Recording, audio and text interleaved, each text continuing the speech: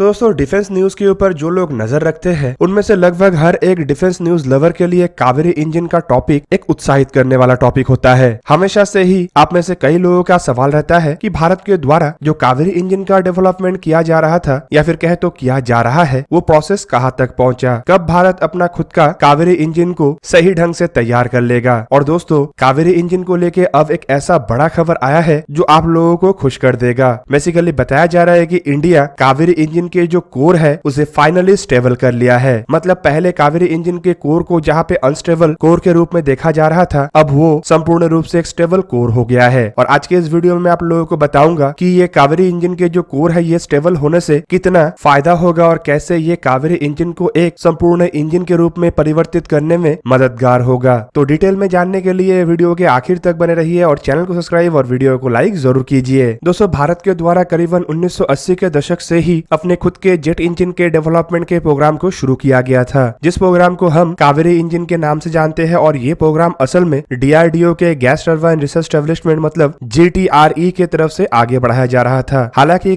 जो final product के रूप में कावेरी इंजन को तैयार किया गया उसमें वजन का और लो थ्रस्ट का एक इशू था, जिस कारण इन इंजनों का इस्तेमाल तेजस या अन्य एयरक्राफ्टों में नहीं किया जा सकता। पर दोस्तों इस तरीके के इशू को दूर करने का जहाँ पे प्रयास चल रहा है तो वहीं पे इसके डेरिवेटिव वर्जन मतलब कावेरी ड्राई इंजन का भी डेवलपमेंट किया जा रहा है, जो बेसिकली इंडिया के स्टेल्थ अनमैन एरियल व्हीकल के ऊपर इस्तेमाल होगा। कुछ दिन पहले ये भी खबर आया था कि ड्राई कावेरी इंजन को भारत के द्वारा रशिया में इल्यूजन 76 टेस्ट विजिट के द्वारा हाई ऑल्टीट्यूड परीक्षण से गुजारा जाएगा, ताकि वैलिडेशन के साथ प्रोसेस को आगे बढ़ाया जा सके। पर अब रशिया और यूक्रेन के लड़ाई के कारण ये और डिले होगा या फिर कहे तो संपूर्ण प्रोजेक्ट ही डिले होगा। फिलहाल एक्सपेक्टेशन नहीं है कि आने वाले कुछ महीनों के अंदर कावेरी ड्राई इंजनों को रशिया में ले जाके इल्यूजन 76 प्लेटफॉर्म का इस्तेमाल करके हाई ऑल्टीट्यूड टेस्ट को अंजाम दिया जा सके। पर दोस्तों हाई ऑल्टीट्यूड टेस्ट से पहले ही डीआरडीओ और जीटीआरई के साइंटिस्टों के द्वारा इंजन रिलेटेड कुछ ऐसे अचीवमेंटों को हासिल किया गया है जो इंजनों को और सक्सेसफुल इंजन बनाएगा। दोस्तों रिपोर्ट में बताया जा रहा है कि कावेरी इंजन में अब जीटीआरई मतलब गैस टरबाइन रिसर्च एस्टेब्लिशमेंट के तरफ से पहले के मुकाबले में और अधिक स्टेबल कोर का इस्तेमाल किया गया है। बेसिकली पहले जो कोर का इस्तेमाल किया जा रहा था वो अनस्टेबल होने के साथ साथ अधिक नॉइज भी पैदा कर रहा था और साथ ही साथ कुछ हीट के और फ्लिकरिंग के भी इश्यूज था। पर बताया जा रहा है कि अब गैस टरबाइन रिसर्च एस्टेब्लिशमेंट के तरफ से इन सभी इश्यूओं को दूर करते हुए एक नया कोर को तैयार किया गया है जो कावेरी इंजनों में इस्तेमाल होगा। और खाली इतना नहीं बल्कि साथ ही साथ ये भी बताया जा रहा है कि नए कोर के साथ साथ इसे ग्राउंड बेस्ड टेस्ट में वैलिडेट भी किया गया है और जांचा गया है कि नया कोर किस तरीके से पहले कोर के मुकाबले में अधिक स्टेबल है। हालांकि डीआरडीओ ये नया इंजनों को लेकर साल 2024 तक अपने सभी टेस्ट को अंजाम देना चाहता है, ताकि इंजन को एक टेस्ट बेड में इंस्टॉल करके सेफली टेस्ट किया जा सके। दोस्तों already gas turbine research establishment के तरफ से गवर्नमेंट के सामने एक इल्यूजन 76 प्लेटफॉर्म को इस तरीके के इंजनों के टेस्ट के लिए मॉडिफाई करने का रिक्वेस्ट रखा गया था, ताकि ऐसे टेस्ट को भारत में ही अंजाम दिया जा सके।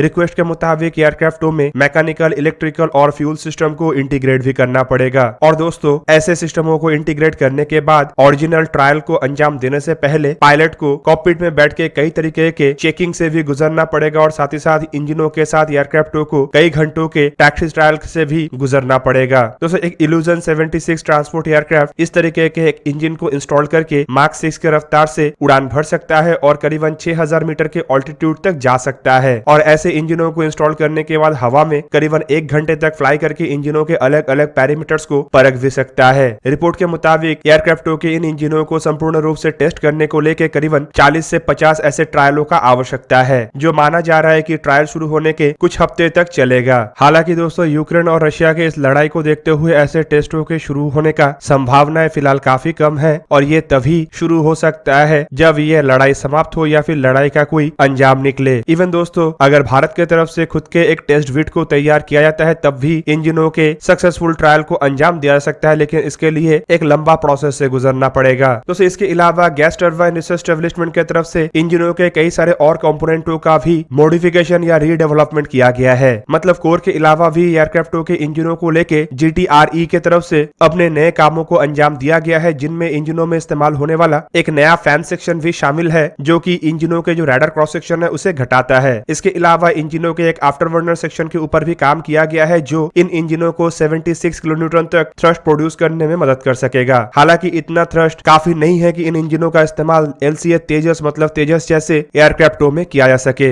पर इन इंजनों का इस्तेमाल आफ्टरबर्नर सेक्शन के साथ फ्यूचरिस्टिक अनमैन फाइटर एयरक्राफ्ट मतलब एक अनमैन एरियल व्हीकल में किया जा सकेगा। और इसके जो ड्राई वेरिएंट है मतलब बिना आफ्टरबर्नर का वेरिएंट है जो करीबन 46 किलोन्यूटन थ्रस्ट को जनरेट कर सकता है, उसका इस्तेमाल डीआरडीओ और एडीई के तरफ से डेवलप किए जाने वाले stealth remote pilot strike aircraft या फिर कहे तो स्टेल्थ बॉम्बर में किया जा सकेगा। दोस्तों देखा जाए तो भारत अपने जरूरतों को पूरा करने के लिए फ्रांस के साथ 110 किलोन्यूटन थ्रस्ट वाले इंजनों का डेवलपमेंट कर रहा है, जो कि भारत के द्वारा पहले अपने AMCA मार्क 2 एयरक्राफ्टों में इस्तेमाल किया जाएगा, जबकि इन इंजनों को twin engine deck based fighter aircraft Tejas mark 2 जैसे एयरक्राफ्टों में भी इस्तेमाल करने का संभावनाएं हैं। हालांकि खबर के मुताबिक इन इंजनों के डेवलपमेंट के टेक्नोलॉजी भारत के पास संपूर्ण रूप से अवेलेबल होगा, जिसका इस्तेमाल करके इंजनों के डेरिवेटिव वर्जनों को भी तैयार किया जा सकेगा, जो भविष्य में कई तरीके के एप्लीकेशन जैसे कि unmanned aerial vehicle, helicopter, transport aircraft और टर्बोप्रॉप फैन वाले इंजनों का डेवलपमेंट में किया जा सकेगा। पर इस तरीके के प्रोग्राम के बावजूद कावेरी इंजनों के डेवलपमेंट प्रोग्राम काफी महत्वपूर्ण है, क्योंकि ये भारत का पहला स्वदेशी जेट इंजन डेवलपमेंट करने का प्रोसेस था।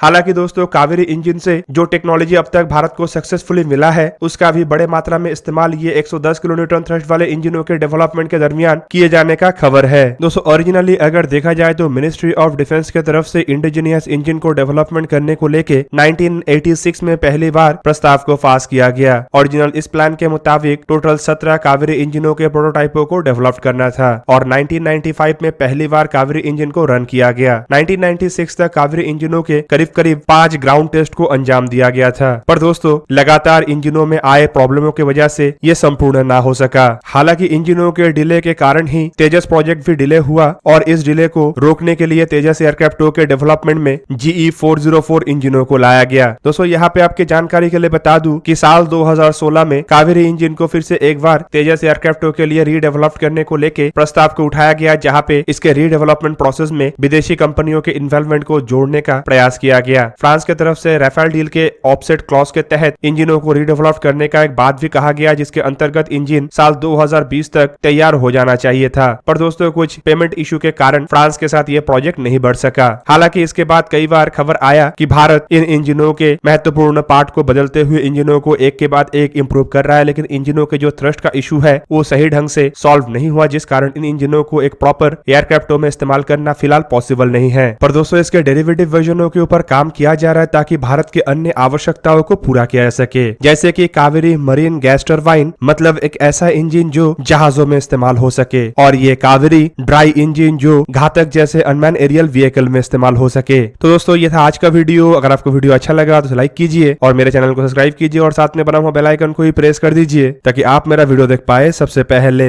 जय हिंद।